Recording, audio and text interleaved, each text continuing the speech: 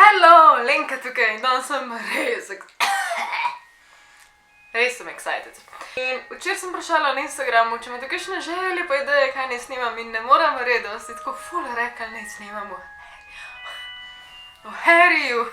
Rekli ste, naj snimam v Harryju, če mi je to stres, če hočem o tem govoriti, valjda da hočem o tem govoriti, skozi hočem o tem govoriti. In koliko imam Harryja rada in zakaj imam Harryja tako rada, bom govorila o enem čisto drugem videu. Priporočam tudi, da če gledate ta video, da vsaj približno veste, zakaj se Harry gre, ker drugače ne vem, kako bo zanimiv, kot tale gre res v detajle, ki jih tudi ni v filmih. Gor imam svoje Gryffindor štumpke. Oh my god, jaz ne bom znala angliških izrazov, slovenskih izrazov ne bom znala. Ok, gremo zares.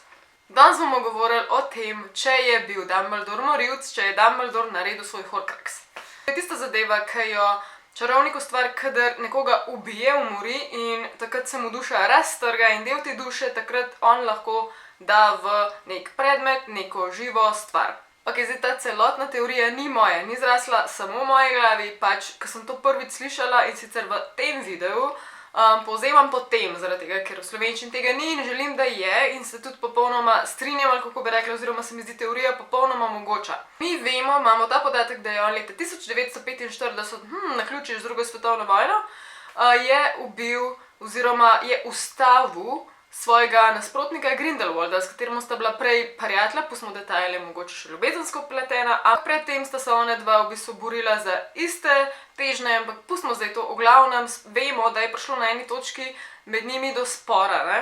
In v tem sporu ni takrat še umrl Grindelwald, ampak je bila ubita oziroma umrla je takrat Dumbledorejeva in Aberforthova sestra, torej Ariana, ki jo tudi spoznamo potem v predzadnjem delu filmov. Štos tukaj je, da je tudi potrjeno, da pač takrat v tem boju ni bilo znano, kdo je Ariano ubil. Ta Harry in Dumbledore v 6. delu oziroma Half-Blood Prince, tam, ko pač umre Dumbledore, gresta prej tisto jamo in mora on spiti tisti napoj, ki ga v bistvu ubija vznotraj in takrat ima neke travme in takrat ponavlja v glavi It's all my fault, zaradi tega, ker, oziroma na glas, zaradi tega, ker on še vedno, on v bistvu že od štarta, odkar je Ariana umrla, je on prepričan oziroma se krivi za to. Seveda obstaja tukaj možnost, da dejansko je en njegov urok, ker takrat je še uporabljal črno magijo, da en izmed teh urokov zadev Ariano. In da gremo po poti te teorije in Dumbledore zdaj ima Horcrux. Kaj je ta Horcrux in zakaj? So teorije, ker govorijo, da je to Elder Wand, se pravi prava palica ali kakorkoli že v slovenščini. Recimo, da se v tej teoriji s tem ne bomo strinjali. A se je kdo vprašal za Fenixa? Kaj hudiča ta teč dela v tej celi seriji filmov? Kaj? Fenix, oziroma lahko kličemo Fawkes, ko mu je namreč ime, Dumbledorem že celo večnost. In hiter je Dumbledore pomislil, da je Nagini Voldejev Horcrux. Koliko hiter je on to pomislil in zakaj? Dumbledore dejansko reče, zdi se mi neodgovorno, da bi nekdo ustvaril Horcrux, ki se zase giba in zase razmišlja, torej Nagini. Kako bi drugače pomislil na kaj takega, če ne bi tega občutil na lastni koži in imel svojega Fenixa, Fawkesa za svoj Horcrux? Konec je tistih stvari, ki Dumbledore vedno reče, kdorkoli mi bo zvest, bo vedno na Bredovičarki našel pomoč. Zdaj v angleščini to drugače. Ampak, zgodi v Dvorani skrivnosti, ko sta Tom Riddle, Harry Potter in Ginny, ko umira, kaj se zgodi, ko Harry Potter izkaže svoj spoštovanje Dumbledorju, preleti kdo? Fawkes?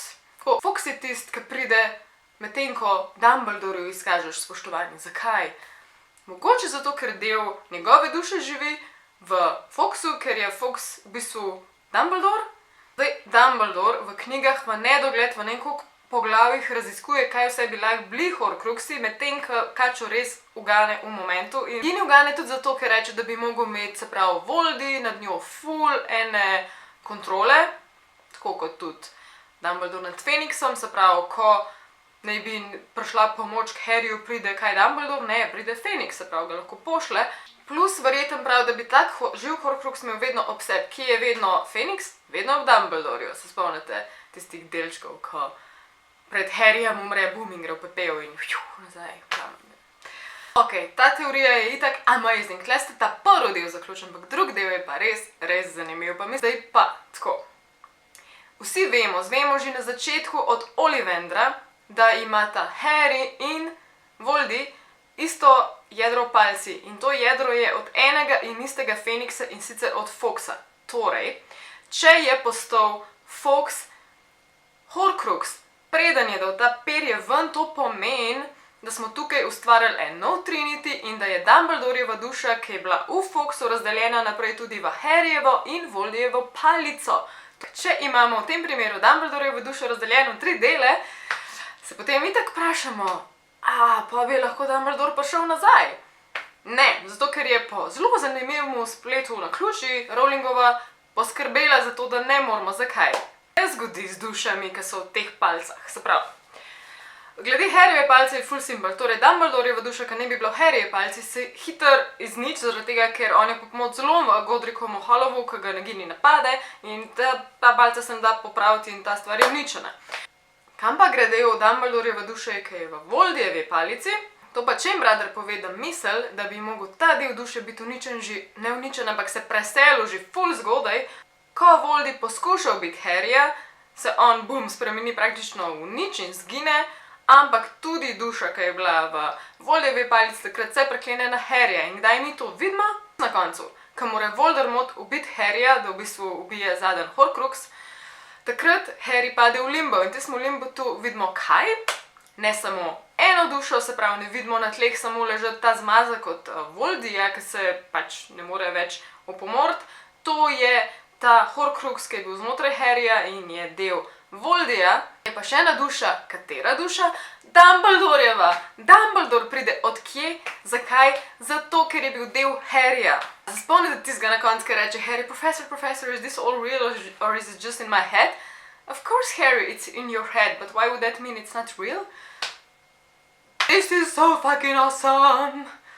Harry se takrat odloči, da gre naprej iz limbota in takrat v bistvu tudi za sabo pusti oba dva ta kosa duše in gre in takrat pač ostane dejansko sam in nima več nobenih Horcruxov, vse pa ničesar. Pa tudi vidimo v tem limbotu, recimo, Voldyjeva duša, ki je nikdar ni maral in je ni želel vzgojiti v nič, ostane ta nagražen zmazek krvav, medtem ko je Dumbledorjeva duša v celoti zrasla in mogočna in z njo komunicira in je čist na drugem nivoju. Nekaj tlej ful stvari, ki grejo nekako potem skupaj zaradi te teorije, ampak čist na začetku, pri Ollivandru, ko The Wand chooses a wizard Harry, ko njegova palca oziroma palca zbere Harryja, ga ne zbere zaradi tega, ker bi imel neko konekcijo samo z Voldyjem, ki jo sicer ima, ampak tudi zato, ker ima v sebi del Dumbledorja, medtem ko je del Dumbledorja kot Fawkesov Horcrux tudi v palici, ki ga zbere. Ok, zdaj še žalosten zaključek. Rowlingova je že dolgo nazaj to teorijo zavrgla, oziroma ne samo zavrgla, na Twitterju dejansko rekla, da je upsetting to. Recimo, da pač ne moramo misliti, da to tako je, ampak ne moreš pa prek tega, koliko nekaj izjemnega je tole. Če si fan, potem si zdaj tako mind blown.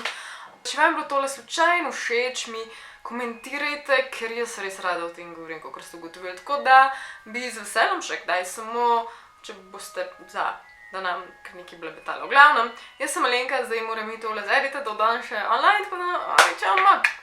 In še je Slytherin štumufke, pa tudi Hufflepuff, pa imam tudi pa moj Harry, ki ima očala polomljena. Ja. Jaz, če bom kdaj odprla P.O. Box, veste, česa bi bila najbolj vesela? Dosti.